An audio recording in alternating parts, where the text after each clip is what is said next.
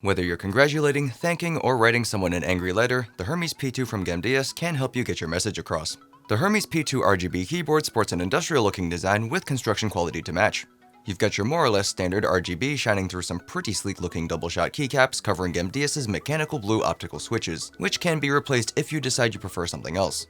Hermes flies in at about 1.1 kilograms, featuring full key rollover, 72 kilobytes of onboard memory, a 1000 Hz polling rate, multimedia keys that bunk up with the function row, a volume wheel adjustable in soft bumps that can be pressed in to mute your system, a 1.8 meter braided cable with 2 Velcro straps, a built-in wrist rest that I personally think brings my hand to the perfect height, and then 5 rubber pads along the bottom, plus 2 more if you include the ones on the fold-out feet. In addition to that, Hermes has a few more tricks up his sleeve, including things like swapping your arrow keys with WASD, a Windows lock function, locking the keyboard in its entirety, some level of spill resistance, more on that in a bit, and on-the-fly macro recording. To do that, press Function and F9. Your indicator lights will start flashing and you can punch in your action. End it by pressing Function and F9 again, and then you'll see a prompt on screen to bind your macro to a key. Your only bind options here are the spacebar and B, so if you've got a bum thumb, you're out of luck. Additionally, the Hera software does have to be installed, otherwise this feature will not work. But on the bright side, there is some Rgb control built in. Pressing Function and Insert will give you a rainbow wave effect with speed and direction control. Function and Delete for a kind of snake effect. Function and Home for a crisscross kind of thingy. And Function and End to alternate through a handful of static colors and off, kind of. All lighting effects have brightness and speed control where applicable, with the blinking indicator light showing when you've hit the maximum or minimum setting. If you want more options than that, then let's go crying to stepmommy. I can't think of a better way to describe their relationship, that whole family is wonky. To adjust lighting, go over to the Keyboard Luminance tab. You have 3 options here.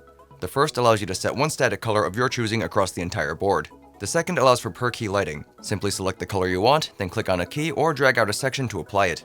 The third option has a drop-down containing a list of effects, including breathing, neon, wave, slide in, ripple, responsive fade out, rotation, and marquee. And then to set up your macros in software, boogie over to the Macro Management tab. Create a new macro, name it, figure out if you want to record delays, press record, mash your keys, press stop, then fine-tune them from there. You can select and delete actions, add other actions from the keyboard or mouse, add delays, and even copy and paste things. Finally, head over to this top tab and assign your macro to either the G1 or G2 keys, which are space and B respectively. After that, you can specify a number of times to repeat, and then fine-tune yourself for up to 5 additional profiles. The software also allows for a few other useful features like timers and sound notifications, which can be great for a number of things, like raid mechanics or letting you know when your hot pockets are done. As for actual usage, it was largely very pleasant. The optical blue switches are tactile and fast as ever. As they should be. You know, Hermes being the messenger god and all. And the keycaps feel pretty darn good to boot. Have a listen.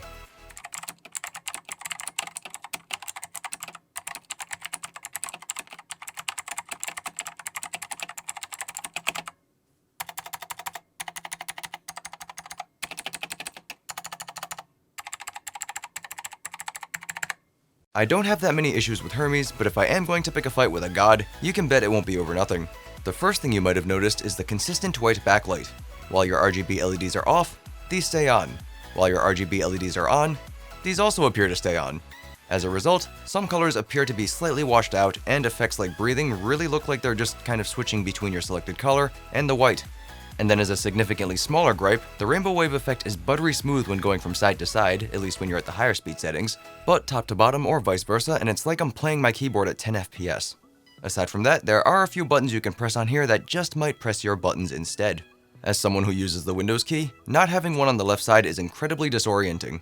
Then the macro button placement to me is just kind of awkward. It's not necessarily bad, some of you might adapt to this better than I, but my hands are slow and clunky. I like keeping my important keys centered all around the left, and B is just a bit too far for me to rush. The spacebar is fine, but hitting B with my index finger feels too slow, and trying to use my thumb instead introduces the chance that my other macro is set off prematurely. The wrist rest could be another hit or miss. I like it, but it's not removable, so if you don't, too bad. The keyboard aesthetic in general is a bit on the aggressive side, but not what I'd consider to be over the top. And finally, that spill resistance I mentioned earlier is not something I put to the test. The keyboard has a floating keycap design, but it doesn't look like it's literally meant to be floating, so water resistance doesn't look particularly strong. While I wouldn't be surprised if it survived a spill or two, I'd feel bad intentionally frying it if it couldn't. And as a final minor thing to mention, all keyboards with volume wheels I've used up to this point adjust system volume in steps of 2. This keyboard jumps in 4s for each soft step, so you can roll the wheel a half step and get the typical increment of 2, but then teetering on that middle point might tilt you the wrong way. Not a big deal, just something I noticed. At $130 US, I can't exactly call it cheap, but Hermes is a fun dude. The switches feel great, and I think they might be my new favorite in the tactile department. What can I say, we just clicked. While the lighting isn't what I'd consider to be perfect, it's pretty evenly distributed, and it's enough to get the point across. Plus it's got optical switches. Hermes literally fires lasers. How cool is that? And so that's all I got. Like, dislike, comment, subscribe, share, leave me questions if you got them. Thanks for watching. My name is Steven, and I am a little dim. Bye-bye. The Hermes P2 from Gamdias can help you get your message across. The Hermes P2 sports an included an industrial looking design with construction quality to match. Quality to match. Sports an industrial design with why is that so hard to say? You've got your more or less standard RGB shining through some pretty sleek, and then 5 rubber pads, locking the keyboard in its entirety. I like overpronounce the T's. And then you'll see a prompt on screen to adjust lighting. Go over to the keyboard luminance tab.